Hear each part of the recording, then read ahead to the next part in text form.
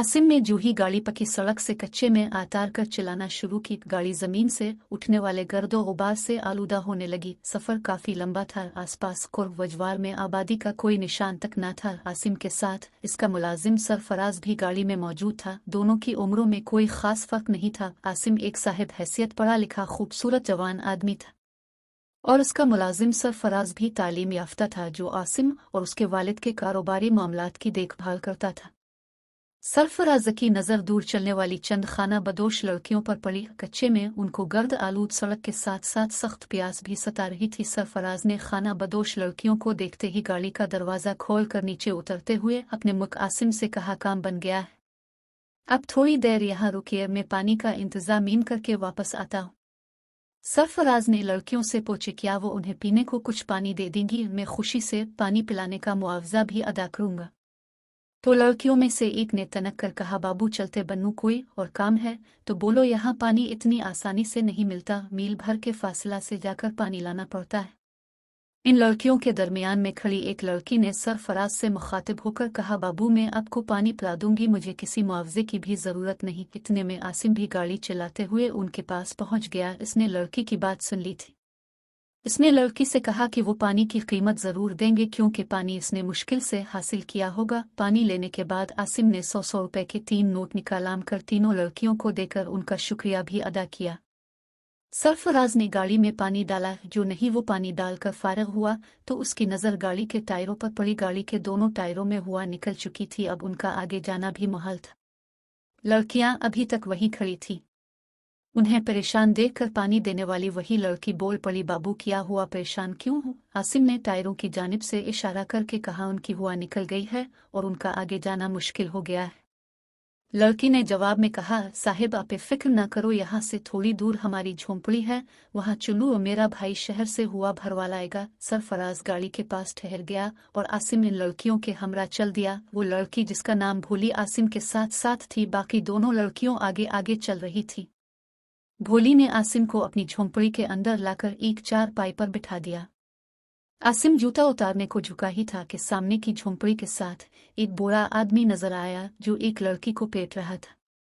लड़की जोर जोर से चला रही थी। आसिम ये सब बर्दाश्त न कर सका और वो लड़की को बचाने के लिए उठकर बाहर जाने लगा तो भोली ने इसे रोक दिया। भोली ने बताया, साहिब ये यहाँ रोज का मामूल है, अपना हाथ धो लो। आसिम भोली के हाथ में कीमती साबुन देखकर हैरान रह गया।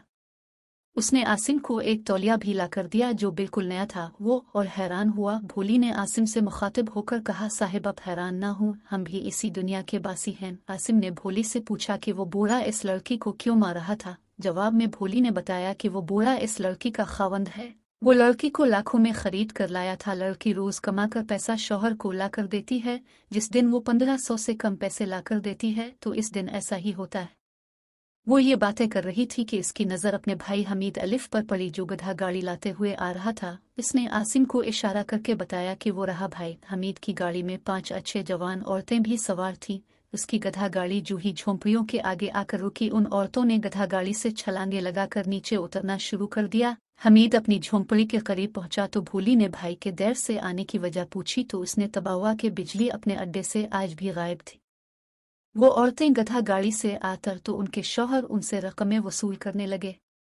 ये सब देखने के बाद आसिम ने भोली से पूछा कि ये बिजली कौन है। भोली ने जवाब में बताया कि बिजली इसके भाई की बीवी है। अक्सर दिनों मियाँ बीवी के दरमियान झगड़ा रहता है और बिजली 1-2 दिन के लिए गायब हो जाती है। हमीद ने अपनी बहन से इस अजनबी के मुतालिक पूछा तो इसने कहा, भाई थोड़ी दौरान की गाड़ी खड़ी है और उनका साथी भी गाड़ी के पास है। उनकी गाड़ी के 2 टायरों की हुआ निकल गई है। हमीद ने एक शर्त रखी कि आसिम टायर वापस लगाकर अपनी गाड़ी में इसको बिठाकर बिजली को ढूंढ देगा, क्योंकि हमीद को बिजली से बहुत मोहब्बत थी। आसिम ने ऐसा करने का वादा कर लिया था। भोली ने आसिम को बताया कि उनके रस्म व रवाज के मुताबिक अगर कोई मर्द किसी औरत से शादी करना चाहे तो वो इसकी कीमत लाखों रुपए अदा करके ही शादी कर सकता है। ये इसलिए कि उनके यहाँ लड़कियां कमाई का जरिया है। मेरे भाई हमीदा ने भी लाखों रुपए अदा करके बिजली से शादी की। आसिम ने भोली से सवाल किया कि क्या वो भी कुछ कमा लेती है।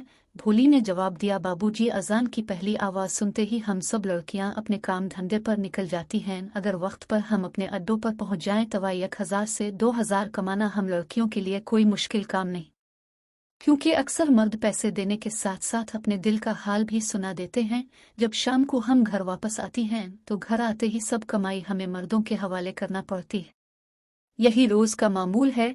भोली ने आसिम से इसकी जिंदगी के हालात का पूछा तो आसिम ने इसको जवाब में बताया कि वो शहर में डॉक्टर है, इसके वालिद भी एक बड़ी कारोबारी शख्सियत हैं। यहाँ से 7 किलोमीटर दूर एक गांव दुनियापुर है, वहाँ के चौधरी मेरे वालिद के बचपन के दोस्त हैं। मेरे वालिद की शदीद ख्वाहिश है कि मैं उनके दोस्त की बेटी से शादी कर लूँ और मैं इसी गरज से चौधरी साहब की बेटी को देखने दुनियापुर जा रहा हूँ, मगर रास्ते में गाड़ी खराब हो गई और अब मैं आपके सामने हूँ और शायद यही मेरी मंजिल है। उनकी बात जारी थी कि भोली के भाई हमीद ने आकर बताया कि साहिब गाड़ी एकदम तैयार है, आप अपना वादा पूरा करें और मुझे बिजली ढूंढ दें। आसिम, सरफराज और हमदी गाड़ी लेकर शहर रवाना हो गए। एक चौराहे पर उन्हें लोगों का हुजूम नजर आया। पूछने पर मालूम हुआ कि किसी लड़की की लाश पड़ी है जिसको एक कार सवार फेंक गया है। लड़की के इर्द गिर्द 500 और 1000 के कई करेंसी नोट बिखरे पड़े हैं और लड़की का चेहरा भी मुकम्मल कुचला गया है। ये सारी बात सुनकर हमदी के मुंह से चीखें निकल पड़ी। वो सोच रहा था कहीं ये इसकी बीवी बिजली की लाश न हो। पुलिस ने जल्दी से लाश पर कपड़ा डाल दिया और जरूरी कार्रवाई के बाद लाश एम्बुलेंस में रखवा दी। यूं ये लोग लाश न देख सके। इन तीनों ने वापसी का सफर किया तो सूरज की किरणें जमीन पे पड़ना शुरू हो चुकी थी। जब ये लोग वापस पहुंचे तो हमीद आएगी चल पड़ा, जो नहीं वो अपनी झोंपड़ी में दाखिल हुआ तो इसने देखा बिजली वहां मौजूद थी और बेटी को दूध पिला रही थी। खुशी से इसके मुंह से चीख निकल गई। इसने दौड़कर अपनी बीवी को गले लगा लिया। वो इसको जिंदा सलामत देखकर बहुत खुश हो रहा था। बिजली ने एक जख्मी बच्ची को बचाने के लिए खून का अतिया दिया था। वापस घर पहुंची तो अपनी लाडली को देखकर उसके अंदर एक ख्याल ने जन्म लिया कि शहर के लोग अपने बेटों और बेटियों को पढ़ाते हैं, मैं भी अपनी बेटी को पढ़ाऊंगी और उसको कौम की बेटी के रूप में ढालूंगी ताकि ये पढ़ लिख कर मुल्क और कौम की खिदमत करे। वो सब बिजली के ख्यालात और बातें सुनकर हैरान हो रहे थे। सरफराज और आसिम भी हैरान थे कि एक खाना बदोश लड़की इतना बड़ा जज्बा रखती है। आसिम ने फैसला कर लिया कि वो खाना बदोश लड़की भोली से शादी करेगा, चाहे जितना पैसा खर्च करना पड़े, और दुनियापुर के चौधरी की बेटी से सरफराज की शादी करवाएगा। और यूं आसिम के इस फैसले से मुआशरे में एक नए उजाले की किरणों के फूटने की उम्मीद नजर आ रही थी।